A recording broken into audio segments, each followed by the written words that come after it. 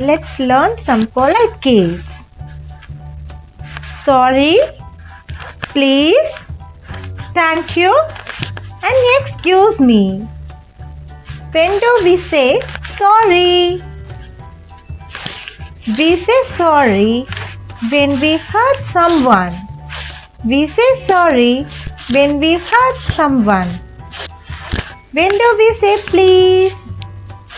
We say please when we want something. We say please when we want something. When do we say thank you? We say thank you when we receive something. We say thank you when we receive something. When do we say excuse me? We say excuse me when we enter the class.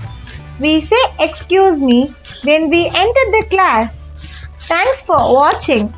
Don't forget to subscribe this channel. Take care. Bye.